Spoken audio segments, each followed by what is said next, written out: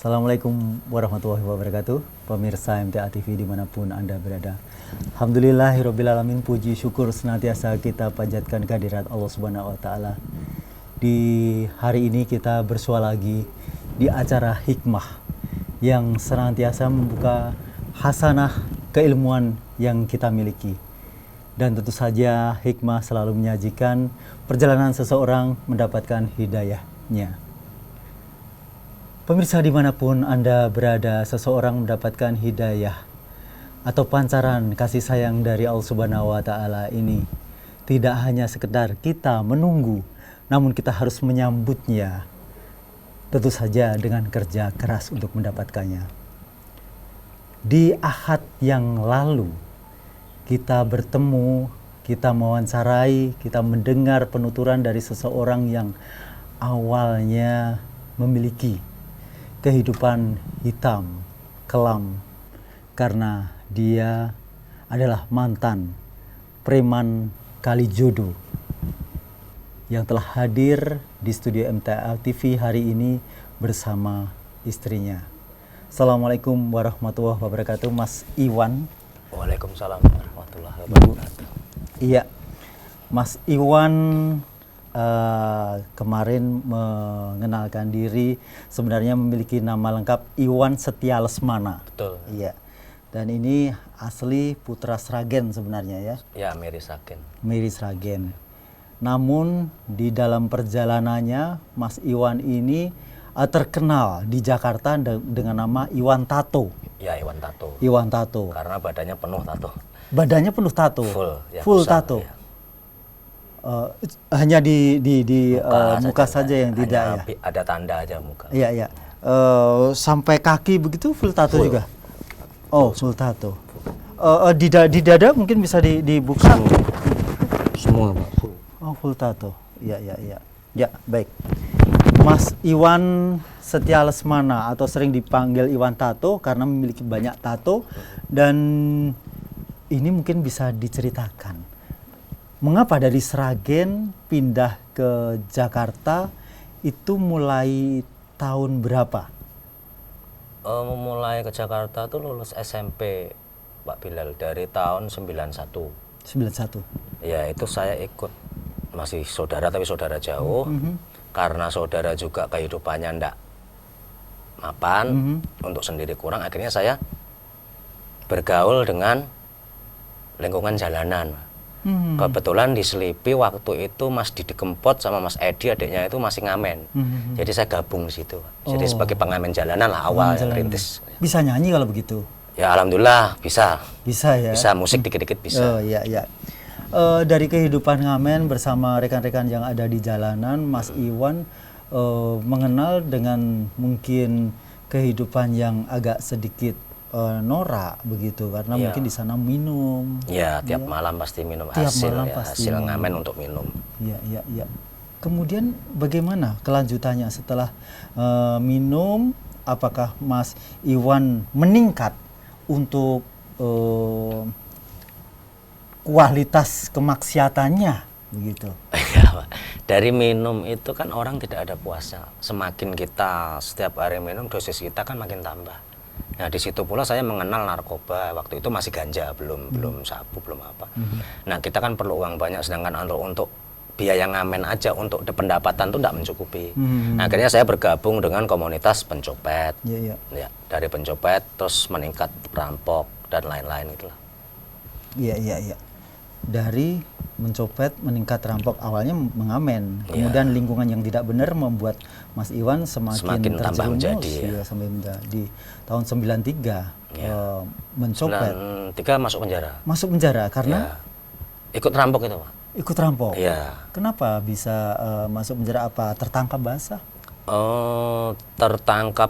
Pertama tertangkap basah. Tertangkap basah. Waktu merampok itu ketahuan sama keamanan komplek. Jadi tertangkap basah waktu di Kelapa Gading. Tapi nama saya bukan Iwan Setia Lesmana, nama saya banyak, Pak, di Jakarta.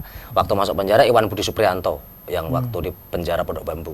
Tapi itu pada Iwannya ya? Ya tetap Iwannya ada, selalu ada nama Iwan. Cuman nama belakangnya berubah-ubah. Dan kalau ketangkap basah itu pasti ada luapan emosi dari para penangkapnya. Mas Iwan diapain? Wah banyak Pak, kalau ini kuku saya dicabut pakai tang, ini bekasnya masih ada.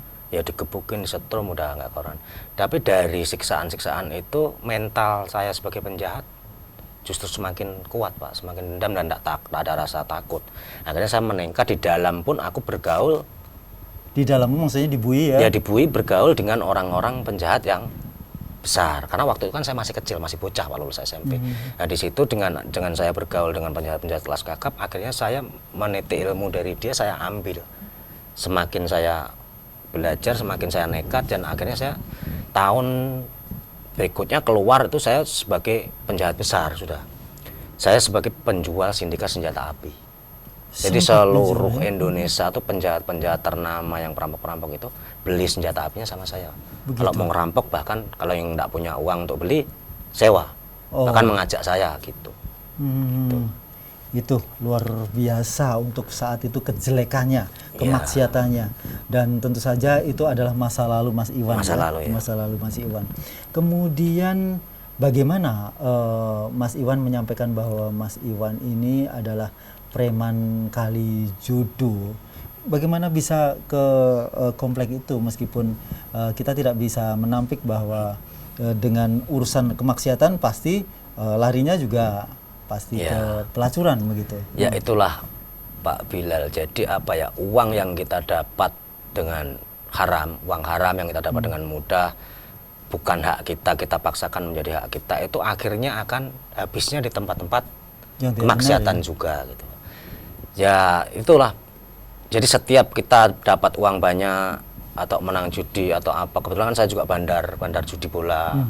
Bandar narkoba juga pernah gitu Pak. Jadi uangnya itu kita habiskan di diskotik-diskotik itu. Jadi, kalau disebut saya preman Kalijodo sih mungkin kurang pas ya. Kalau tapi semua preman Indonesia itu yang orang-orang yang pertama besarnya yang disebut punya wilayah di daerah tempat-tempat itu pasti mengenal saya dan mereka pasti hormat kepada saya. Kalau Kalijodo itu kan Daeng Ajis sama Haji Riri yang terkenalnya. Sebenarnya Aziz pun sebelum waktu zamannya Anton Medan dia pun cuma sebagai tukang parkir lah Pak, preman kecil, teman lambat laun kan berkuasa. Tapi kalau saya di Kalijodo duduk bareng dengan mereka. Jadi untuk anak buahnya itu menganggap saya juga pasti orang atas karena selevel dengan mereka gitu. Dalam mengarungi dunia hitam itu ternyata Mas Iwan kemarin menunjukkan sebuah tanda yang ada di pelipis. Ada titik biru di kanan 3, di kiri 3. Serondeng namanya Pak. Serondeng. Ya. Serondeng itu sebenarnya kalau di Solo ini bisa, atau di Jawa Timur mungkin itu lauk ya. Makanan. Serondeng ya, serondeng. Serondeng. Tapi ini serondeng apa serondeng nggak masalah. Yang pasti itu sebuah tanda yang menandakan bahwa Mas Iwan ini adalah preman yang dihormati dengan tanda tersebut. Iya. Itu bagaimana bisa diceritakan tentang bagaimana mendapatkan serondeng itu? Ya, ini di penjara Pondok Bambu. Ini namanya kan kalau orang-orang bilang kan serondeng, tapi kalau bahasa sama preman namanya brengos. Brengos. Ya, brengos itu kan kalau zaman orang Madura itu kan sakera. Sering begini kan Pak, kalau itu jantan lah, orang laki-laki beneran. Jadi orang yang paling punya nyali di penjara itu raja tega gitu. Jadi kalau nggak boleh disenggol, orang nyenggol sedikit nggak pakai ngomong pasti langsung tangan yang bekerja gitu, Pak. Jadi nggak pernah bisa menghormatin orang atau punya takut sama orang, nggak ada. Tapi menghormatin bisa Pak, kalau dia baik sama kita pasti hormatin. Tapi kalau orang itu berusaha menyenggol kita atau menindas kita pasti habisin gitu. Kemudian tato itu sendiri ditato sama mereka atau ditato sendiri? Mereka orang. Oh, mereka. Ya, jadi dalam satu lingkungan penjara itu saking saya seringnya berantem, sering mukul orang dan tidak pernah punya rasa takut, musuh orang juga pernah. Jadi makanya kasih tanda. Itu bukan sipirnya ya, tapi bukan. Sama-sama warga yang ada di Bui begitu ya? Sesama napi ya? Sama napi ya? Ya. Dan kemarin juga saya sempat berseloroh menyampaikan kalau saya sendiri pakai ini Ya. biar dihormati. Ya. Bagaimana risikonya mungkin bisa sampaikan? Bisa, semua orang bisa kok pakai tanda Nah, ini. ya. Cuman kan orang itu akan kelihatan dari dia cara berjalan, dia mau ke terminal apa. Kalau mereka orang hanya menunduk dan kalau diajak orang berantem dia akhirnya malah habis nanti.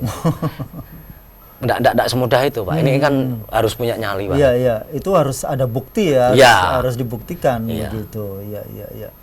Ya, Mas Iwan, itu perjalanan di dalam kemaksiatan itu sampai yang paling menurut diri Mas Iwan itu paling ini sebenarnya dosa yang paling besar bagi saya. Waktu itu melakukan apa? Ya itu Pak, semua kejahatan kan pernah saya lakukan, Pak ya. Yang paling besar ya itu Pak, zina lah. Jadi di Kalijodo kemarin kan Bapak dengar prostitusi itu perempuan komersial seks itu kan hampir 1.000 orang. 1.000 orang itu semuanya pernah tidur dengan saya. 1.000 orang? Ya maksudnya dari semua pelacur yang ada di Kalijodo, itu Kalijodo, bukan Kalijodo aja, se-Jakarta, mau Surabaya, Doli, Tretes, Bandung, mau di mana-mana Pak, di Padang, semua itu pernah tidur sama saya. Mungkin ribuan perempuan yang pernah tidur sama saya. Gitu. Atau sebagai seorang preman ada satu ketentuan bahwa PSK yang ada di situ harus rela untuk ditiduri, Mas Iwan, gitu. Gini Pak, kalau di Kalijodo saya terkenanya bukan bukan preman lagi, di atas preman, tapi pengusaha juga Pak. Saya paling royal di Kalijodo itu, paling punya uang banyak di Kalijodo itu. Jadi semalam saya bisa menghabiskan 8 juta, bisa 10 juta dalam semalam, satu hari satu malam untuk narkoba, untuk perempuan. Jadi setiap ada PSK yang paling cakep, yang baru, yang muda, itu pasti pihak Kalijodo ngontek saya, Bang Iwan ada cewek baru, mau coba enggak gitu. Jadi selalu saya yang mencoba pertama gitu. Gitu. Ya. Bahkan saya sempat punya istri mantan orang begitu juga PSK. Orang ya waktu itu kan saya juga melihat kebiarnya dari luarnya, seksinya, cantiknya gitu. Nggak melihat dari agamanya, nggak latar belakangnya nggak dilihat gitu. Iya. Dari pengamatan, dari pengalaman yang disampaikan Mas Iwan, yang dialami Mas Iwan, sebenarnya orang-orang semacam itu apa ada dalam hatinya ingin kembali ke jalan yang benar lah gitu. Untuk PSK itu. Iya. Kalau orang begitu kayaknya berat. Sekarang logikanya begini Pak. Ya mereka, istri saya sendiri aja lah ya, banyak yang maksudnya bukan istri apa ya, yang sudah saya kosin. Kalau orang Jawa bilang gendaan lah. Jadi mereka habis. Misalkan saya bangkrut, uangnya habis pun mereka nggak mau jadi orang benar lagi. Dia akan berusaha tetap mencari uang yang mudah. Karena gaya hidupnya udah terlanjur mewah Pak, udah level atas. Misalkan mereka suruh kerja satu hari 30.000 atau 40.000, kayaknya udah nggak sabar Pak. Mereka orang sehari bisa cari 1 juta. Mungkin paling sedikit itu 500.000. Kayaknya susah kalau nggak dapat hidayah dari Allah Pak. Gitu. Ya. Nah, ada yang menarik dari diri Mas Iwan ini. Mas Iwan ini meskipun dari tahun 91 ngamen sampai melakukan kemaksiatan itu, Mas Iwan ternyata sholat. Ya waktu itu sholat Pak, saya belajar sholat gara-garanya masuk Cipinang Pak. Ketemu Kiai Basir. Nah di situ saya belajar agama, dan yang saya baca itu karena saya kan nggak bisa bahasa Arab ya Pak ya, baru belajar sekarang, ada punya istri alhamdulillah pandai bahasa Arab. Saya belajar di dalam itu tidak membaca Arabnya tapi membaca terjemahannya. Makanya saya begitu ketemu MTA ini cocok gitu. Jadi kalau orang-orang kan kebanyakan yang agak dari organisasi lain tuh diharuskan membaca Arabnya saja. Kalau saya membaca terjemahnya saja, lebih saya masuk ke hati dan pikiran. Makanya akhirnya saya menjalankan sholat. Tapi walaupun bolong-bolong kan nggak mungkin juga Pak, kita masih diskotik, lagi gedek, inek, pakai inek ini masa sholat kan nggak bisa. Jadi ya mungkin sehari 2 kali 3 kali itu saya lakukan sholat. Iya. Gitu. Jadi tetap ada, meskipun ada bolong tapi waktu itu tetap sholat. Tetap sholat, tetap ingat ke Allah juga. Ada rasa takut juga Pak, karena pernah mempelajari waktu di penjara itu Pak. Iya. Semua penjara Pak, saya Jakarta saya masukin semua. Terus kemarin juga disampaikan bahwa Mas Iwan ini melanglang juga dari pulau ke pulau hampir seluruh Indonesia. Seluruh Indonesia. Nah itu bagaimana bisa cerita tentang itu? Saya kan ikut PT besar ya Pak, PT Ramayana. Ramayana itu Pasar Swalayan. Ya, tidak perlu disebutkan lagi. Saya langsung sebagai pemborong, dan akhirnya kan setiap ada pembangunan di mana, bos itu kan perlu saya, perlu untuk keamanan. Pertama sebenarnya untuk keamanan. Keamanan awalnya. Ya, awalnya karena saya enggak punya skill apa-apa. Sebenarnya untuk keamanan misalkan setiap wilayah itu kan pasti ada preman. Jadi untuk keamanan tuh mereka orang pilih saya sebagai wakil dari mereka gitu. Akhirnya berkembang, belajar saya punya anak buah banyak sampai 100 orang, 50 orang paling sedikit itu. Untuk setiap Indonesia ini semuanya saya yang pegang. Gitu. Iya. Dan dari situ pula Mas Iwan ini juga belajar untuk teknik gypsum juga ya? Iya, tapi intinya sih gypsum itu untuk sampingan sih Pak. Waktu itu kan masih brutal, saya tuh senjata api itu. Senjata api? Saya jual sama preman sana sini, saya jual senjata api. Yang bikin saya banyak uang tuh itu. Iya. Dan kalau tadi mungkin disampaikan bahwa Mas Iwan dapatnya dari mana itu senjata api? Ya kita nggak bisa nyebutin sih Pak, karena udah pokoknya ya seorang oknum lah gitu aja Pak. Oknum ya, jadi oknum sebenarnya oknum dalam angkatan bersenjata begitu ya? Ya mungkin dia pangkatnya sama saya lah Pak. Cuman dia pangkat resmi, saya pangkat preman gitu. Iya. Dan Mas Iwan kenapa sampai balik lagi ke desa? Ya itulah Pak, saya alhamdulillah banget karena di tahun 2013 tuh saya enggak kontrol. Saya narkobanya udah over, perempuannya over, dan otak saya jadi nggak normal, akhirnya saya bandar bola itu udah kacau. Jadi dari pasaran itu udah, misalkan setengah saya naikin untuk nafsu biar orang-orang pasang ke saya semua, akhirnya saya jebol dan saya habis-habisan tuh Pak, pulang kampung cuma membawa baju satu setel, nggak punya apa-apa, dari orang hidup bergaya mewah, pulang dengan tangan kosong. Dari situlah saya, ya enggak langsung sih Pak, prosesnya panjang. Saya karena nggak punya uang, saya di kampung di Solo ini saya jadi tukang tato dari awal. Dari tukang tato, sopir bus Solo Prodadi itu semua saya tato, preman-preman kampung tato ke saya semua. Setelah mendapatkan uang kalau enggak salah 20 juta, saya langsung beli alat untuk membuat cetakan Gibson itu. Ya disitulah saya merintis jadi pemborong kecil-kecilan dari gypsum gitu. Dari mudah mendapatkan rupiah, kemudian Mas Iwan harus membangun lagi dari nol melalui usaha yang keras melalui gypsum. Apakah itu tidak merasa jenuh dengan model seperti itu? Jadi kita tidak yang biasanya mudah sekarang harus melalui kerja keras. Tapi alhamdulillah Pak, dengan hati yang sekarang sudah kekeh, pengen jadi orang bener, dengan uang sedikit itu alhamdulillah saya sekarang malah tentram gitu Pak, nggak pengen lagi uang besar. Apa yang menguatkan hati Mas Iwan? Waktu itu anak Pak, saya melihat anak saya sudah perawan, sudah berjaga. Iya. Sebentar. Anak tadi tidak bercerita bahwa dari menikah berapa kali? Menikah 5 kali yang resmi. Yang resmi 5 kali? Ya. Tapi yang terakhir ini yang masih bersanding di Mas Iwan? Ya ini tidak ada nomornya lagi Pak, yang terakhir ini. Kemudian yang yang 4 sebelumnya, ini juga memiliki putra ya? Pertama memiliki, kedua memiliki, ketiga, keempat enggak.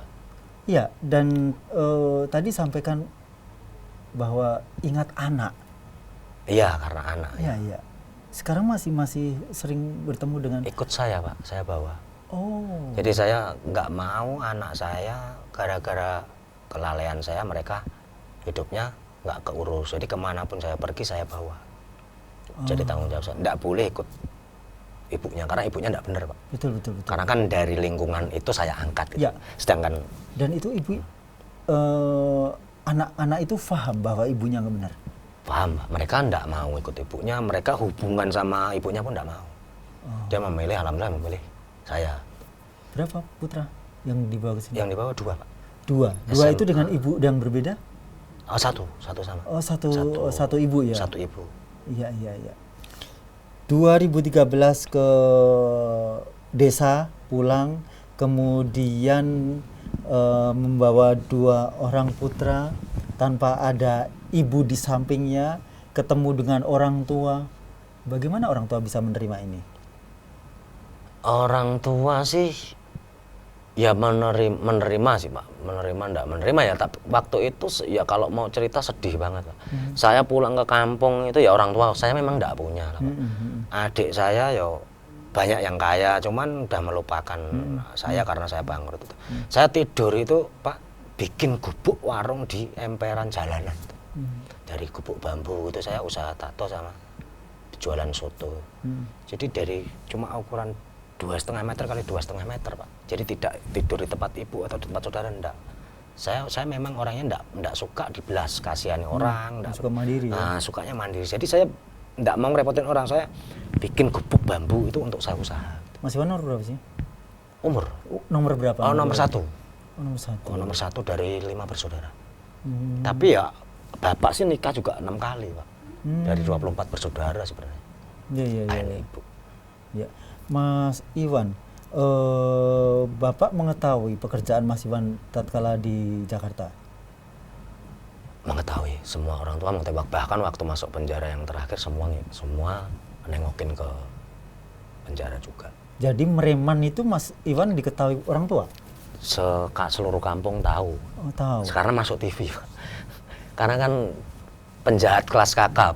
Jadi udah tidak mungkin asing bagi begitu. televisi, ya, Jadi saya sih kurang begitu mengamati nggak ngikutin perkembangan kejahatan ya. Nah. Jadi ini Mas Iwan sebenarnya sudah sering masuk TV, begitu? Ya, semua TV waktu Sindikat Senjata Api itu ngeluarin saya. Bahkan koran majalah ada. Gitu. Dan dengan kembalinya Mas Iwan ke desa,